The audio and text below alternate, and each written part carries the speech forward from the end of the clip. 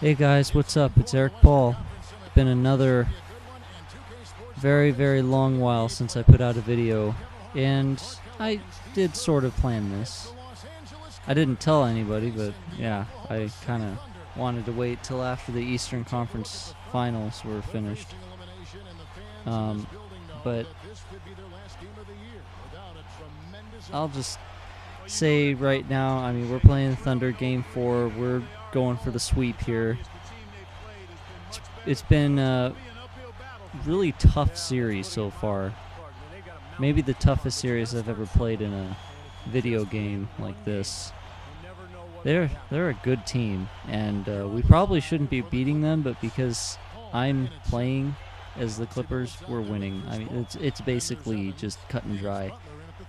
Just every commentator is that way. That's how they all win the NBA Finals. And the ones that don't, God bless their souls, because I would not want to be in their shoes after spending a full season of videos and then not winning. I mean, yeah, that takes a whole different kind of person right there. I respect those people. But I'm going to talk about real basketball this entire video. This gameplay, hopefully you guys catch what's going on. I'll talk about it at the end, but I got to get right into it. So, finals. Thunder, Heat. Thunder win game 1. Pretty clean game, I think.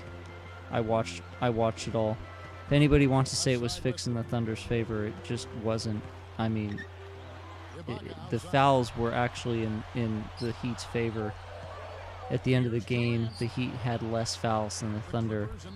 In fact, the Thunder actually had more cheap calls. So, ultimately, I don't think that game was even tampered with.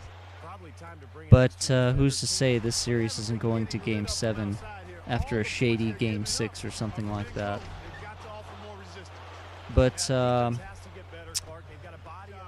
yeah. I think the Celtics should have won that series. Game 6 was one of the worst refereed second halves I've ever seen. Game 7, same thing.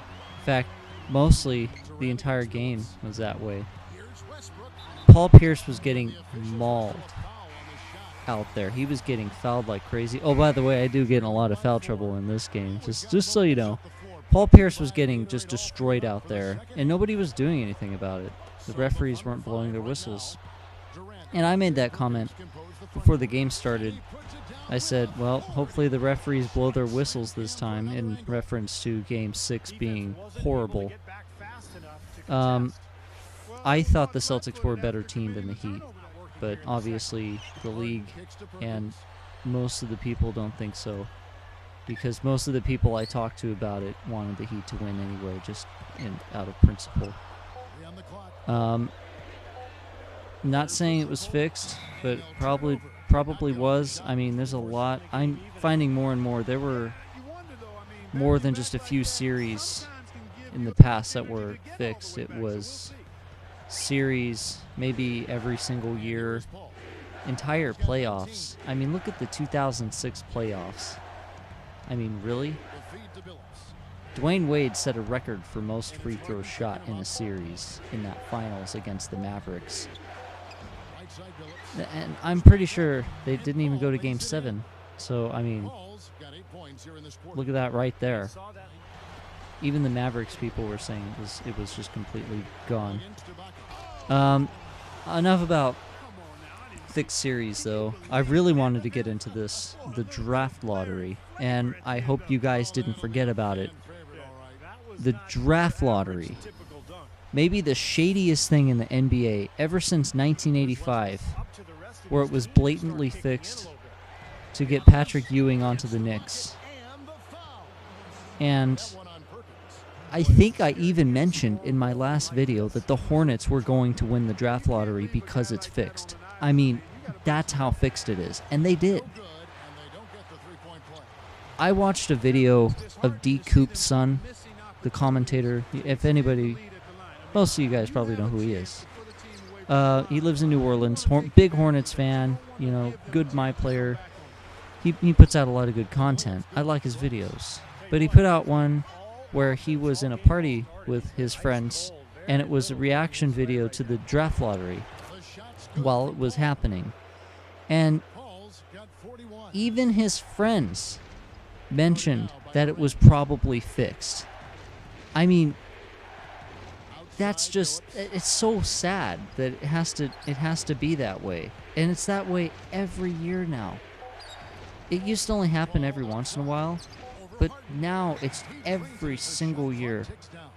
A team with like a 2% chance wins, and then the Hornets with the worst situation ever win the draft lottery, and everybody just says that they're going to win. Jim Rome said, why don't the NBA just give the first pick to the Hornets 2 months before the draft lottery? I mean, it's just unbelievable. But very believable, because it happened with the Bulls and Derrick Rose. It happened with the Wizards and John Wall. It happened with the Cavaliers last year with the owner's son and his disease, which, I mean, I'm not putting that against him. He can't help that disease, but the NBA should be ashamed of themselves, and David Stern should be, but he's not, because he's a soulless prick who only cares about money. He doesn't care about people. And then I have to sit by the wayside and watch my Sacramento Kings get screwed every single year. Just every year. This year they actually did better in the lottery than they have ever done, really. I think they got a first pick once, but that was before they stopped doing the tumbler thing and it was harder to fix it. But you know, it's impossible to say that it wasn't fixed because it's just behind closed doors. Like, nobody is allowed to even see the lottery happen. What they should do is just show people when it happens, like have little ping pong balls go and be like, oh, here's this number, here's this team, this is their pick.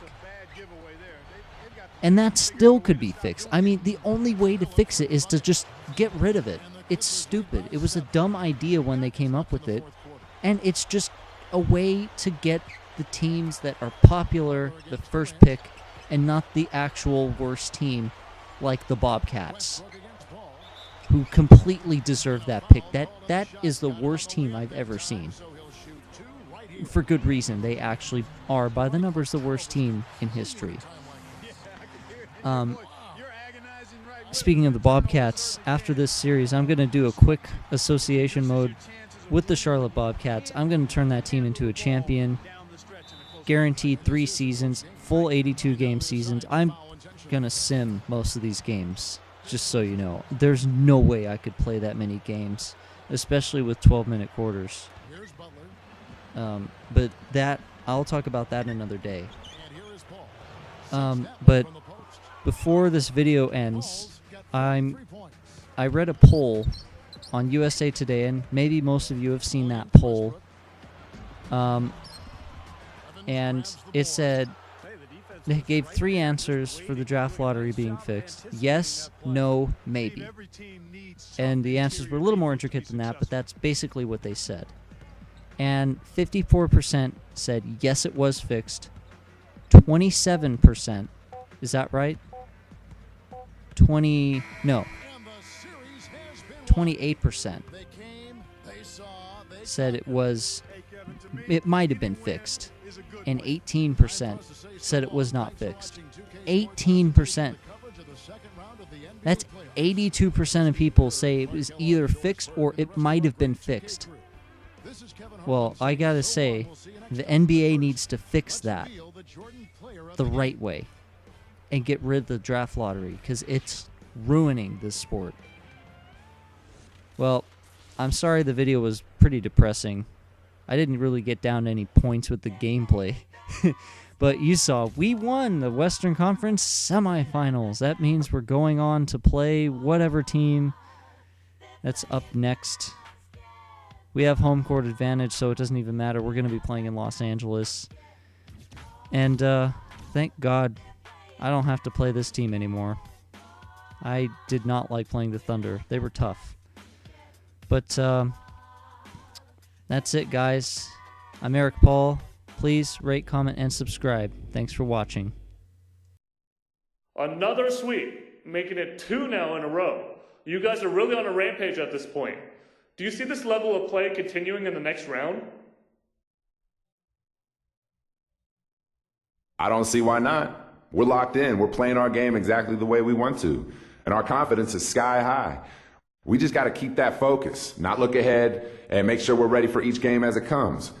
We feel like this team is completely capable of winning it all, and we won't rest until that's done. Long way to go, though, man.